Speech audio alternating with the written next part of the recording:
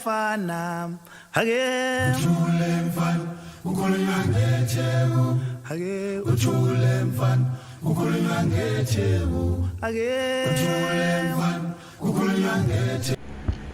Olá meus amigos, olá minhas amigas, Panda Reis, e mais um Tópico é Liberdade, o programa esse que vai ao ar no canal do YouTube, que é vinculado ao canal da Editora Merda na Mão, canal esse que eu sou aliado, compactuo com as ideias e tenho um prazer enorme de poder contribuir com algum material aqui. E hoje eu queria falar sobre darwinismo social, que eu chamo de darwinismo antissocial, e a sua hegemonia, né?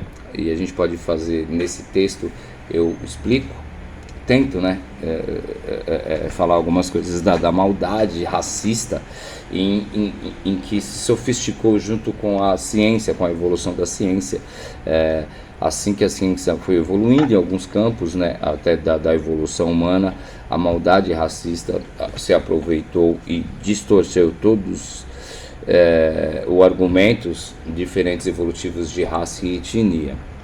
Aí eu escrevi um texto aqui, podendo falar um pouquinho disso e esclarecendo algumas coisas, alguns pontos que eu acho interessante. Entrando em uma dessas sandices históricas, nos deparamos com o maldito darwinismo social. Antes de entrar propriamente nisso, queria explanar sobre a pele escura, que tem motivos em sua terra original, África, que recebe intensas radiações ultravioletas, e como nosso corpo é uma máquina, a pele escura é uma maneira de proteção para assim o organismo manter o nível de ácido fólico, ou seja, vitamina do complexo B, no corpo, garantindo a descendência sadia, pois é sabido que a deficiência de folato em mulheres grávidas pode causar graves defeitos no feto. Ao migrarem os seres humanos, os Homo sapiens, ao migrarem para o ambiente onde o Sol não incide tanta radiação ultravioleta, como é o exemplo da Europa, os humanos passaram a nascer com uma pigmentação mais clara, também como recurso de sobrevivência para melhorar e recepcionar e armazenar escassez de raios solares fundamentais para a formação da vitamina A e da vitamina D. O termo veio da teoria da seleção natural de Robert Charles Darwin, que ele nasceu em 1809 e morreu em 1882. É um cientista inglês que revolucionou o pensamento da biologia no século XIX, principalmente com seu livro A Origem das Espécies, por meio da seleção natural, de 1859. Essa teoria se refere ao universo da vida biológica em nosso planeta. E em nenhum momento Darwin se arrisca em interpretações sociológicas do ambiente humano. Isso é muito provável, como médico, sendo médico naturalista, esse não era o seu objetivo de trabalho. Muitas vezes foi pressionado a fazer qualquer comparação entre suas teorias e o meio social. Ele exclamava com indisfarçável inquietação, abre aspas, se a miséria dos nossos pobres não é causada pelas leis da natureza, mas por nossas instituições, grande é a nossa culpa, fecha aspas. Fica evidente que ideologias racistas visavam explicar e legitimar de uma maneira reducionista e determinista a desigualdade em um sistema capitalista, e assim os povos ditos civilizados têm o dever de ocupar, dominar, explorar as culturas mais atrasadas, entre aspas. Esse é o pensamento vigente desse momento. Com a desculpa de levar o desenvolvimento e o progresso, o avanço tecnológico, e assim permitir-lhes o alcance dos estágios superiores da civilização e da religiosidade. Vocês devem ter ouvido isso na escola, porque era o pensamento do 19 até o século 20. Sabido toda a manipulação histórica e ideológica para legitimar a escravidão e o preconceito secular, queriam contar uma história pouco conhecida de Darwin, pré-teoria da evolução. Porém, acho importante citar dois marcos para início de se basear em Darwin com ideologias racistas, tá ligado? Isso foi em 1871, quando lançou a descendência do homem e a seleção sexual. Podemos aqui inaugurar a base da eugenia, né? Que chamaram de eugenia darwinista, né? E se Darwin foi contaminado pelo racismo impregnado nos pensamentos do século XIX, eu acho que sim. Esse livro é uma prova disso, mesmo que ele negue essa comparação, como eu falei há pouco. O pensamento dele compactuava com o pensamento branco europeu da época. O protagonismo de milhares de personagens negros foi invisibilizado ao longo dos séculos e segue seu curso no mundo contemporâneo. Na área de ciências, especificamente, as contribuições dessas populações estão soterradas em grossas camadas de esquecimentos ofuscadas pelas sombras de personalidades canonizadas. Um dos protagonistas obscurizados é de John Edmiston, desculpa a pronúncia, tá? O negro que ensinou taxidermia a Charles Darwin e influenciou decisivamente um dos cientistas mais celebrados do planeta. Esse negro, nascido em 1790 em Demerara, na Guiana, John Edmiston, trabalhou alguns anos numa empresa de corte de madeira. Filho de escravizados, perdeu os pais logo cedo e foi criado por companheiras e companheiros de cativeiro. A maior parte do comércio da região era controlada pelos escoceses, donos das maiores fazendas de açúcar, de café, algodão, madeira, principais produtos exportados para a Europa no período. Entre os proprietários estava Charles Edmiston, arrendatário da fazenda onde John nasceu. Como era expediente comum na época, John recebeu o sobrenome de seu senhor e foi batizado então com esse nome europeizado, né? Em meados de 1812, um excêntrico expedicionário desembarcou na região, decidindo caminhar pela selva e coletar informações para seus estudos botânicos. Estou falando de Charles Waterton, genro. Ele era o genro mais novo do então o senhor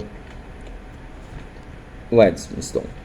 Durante as visitas que fazia ao sogro, aproveitava para conversar com John e trocar informações sobre a floresta enquanto o escravizado cortava madeira, até que John, autorizado pelo seu senhor, passou a integrar expedições de estudo e coleta de espécies, especialmente pássaros, organizados pelo excêntrico visitante.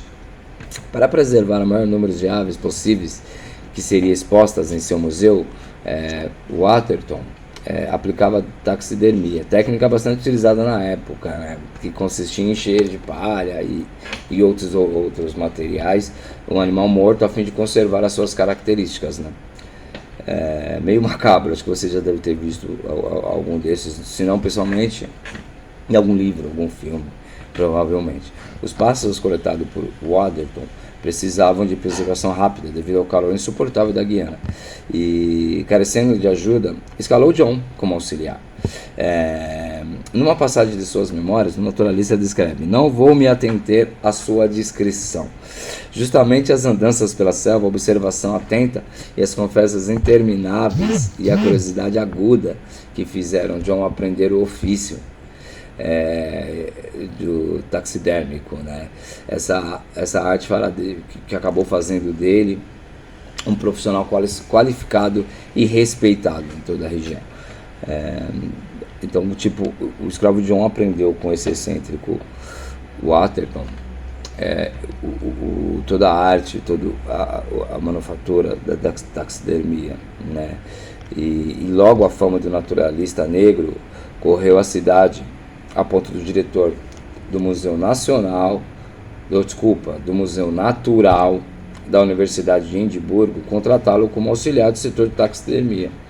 A função subalterna durou pouco, e logo John assumiu a chefia do departamento.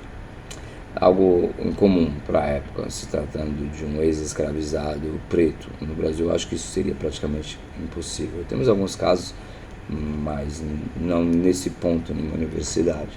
Em 1825, meses depois de John ser promovido, um jovem estudante de medicina ingressou na Universidade de Edimburgo.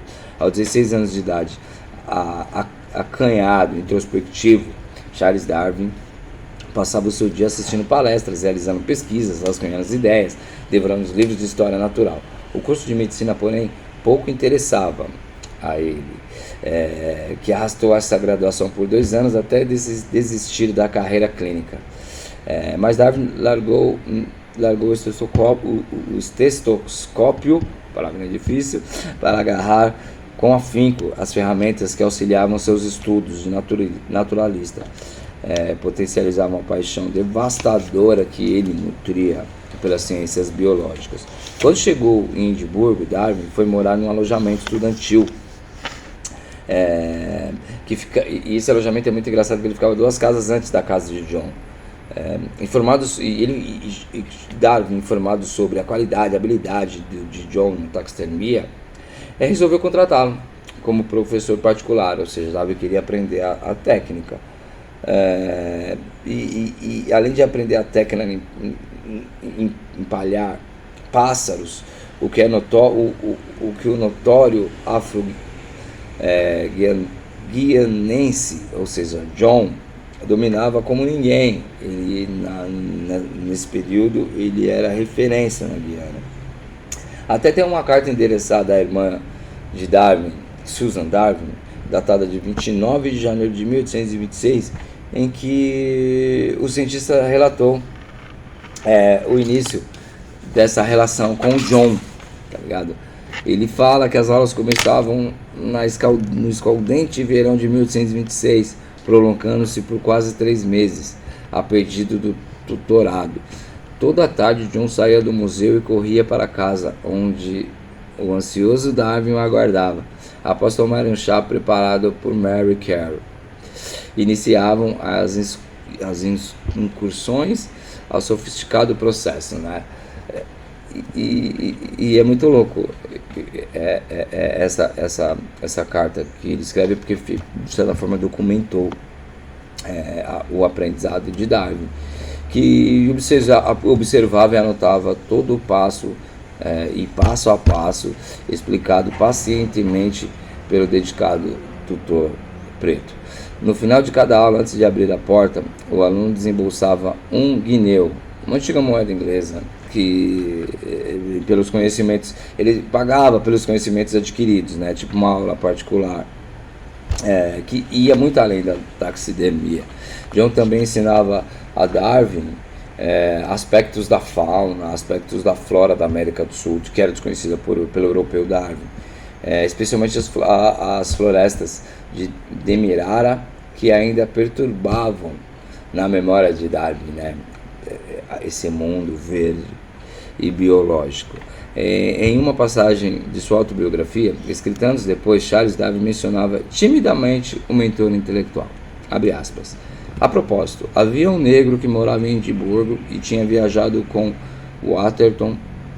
Ganhava a vida empalhando pássaros, o que fazia de forma excelente. Ele me deu aulas e eu costumava sentar-me com ele muitas vezes, pois era um homem muito agradável e inteligente. Fecha aspas.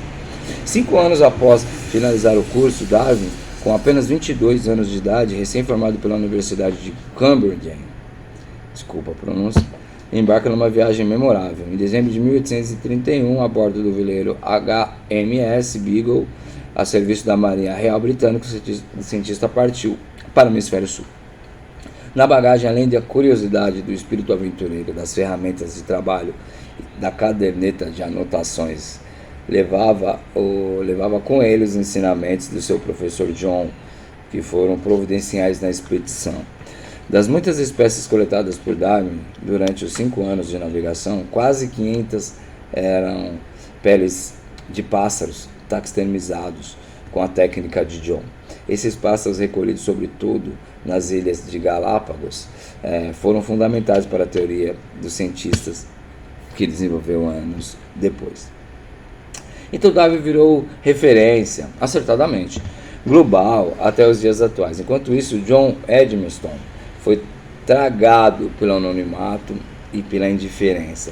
Documentos apontam que até 1843, diariamente após o expediente, recebia legiões de jovens em sua casa interessado em aprender a técnica de taxidermia.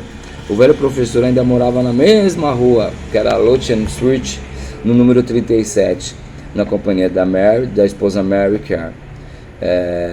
Quinquagenário, assistiu o epicentro da ascensão da era vitoriana, como espectador atento aos movimentos de transformações do Império Britânico. Infelizmente nada sabemos dos seus últimos dias de vida, e sua trajetória ainda carece de pesquisas e pesquisadores mais interessados em retirá-lo do ostracismo, né, da memória global e principalmente da ciência e principalmente da teoria da evolução.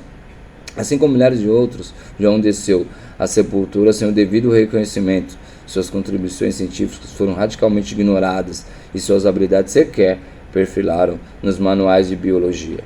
Como prêmio, recebeu o desprezo da comunidade científica internacional. Mesmo tendo ganho admiração a respeito de Charles Darwin, e mesmo Charles Darwin parecendo ter uma amizade, um convívio amistoso, sabemos o que levou o darwinismo social. Não estou culpando Charles Darwin pela eugenia do darwinismo social, mas infelizmente mentes racistas e astutas utilizaram o conceito de Darwin para impor o darwinismo social, e mesmo sem saber que um preto afrodescendente ajudou Darwin nesse processo inicial da teoria da evolução, mesmo que só na taxidermia, mas tem o dedo de John. Agradeço, meus amigos, peço desculpa pelo texto longo e de repente um pouco difuso. É que esse assunto, eu acredito que a maioria das pessoas conhece o darwinismo social, eugenia, e esse processo de endeusamento de Charles Darwin. Não nego isso, também admiro e respeito, acho importantíssimo a contribuição dele para a ciência, mas tem que ser citado aonde ele se apoiou e com quem ele aprendeu. Obrigado, amigos, obrigado, amigas. Esses últimos 2 vídeos que eu editei de repente foram um pouquinho diferentes, mas a ideia é um pouco essa também, fazer a gente pensar, fazer a gente raciocinar e dialogar e debater. O debate é fundamental para uma sociedade livre. Nos vemos em breve e bom dia, boa noite, boa tarde. Até mais.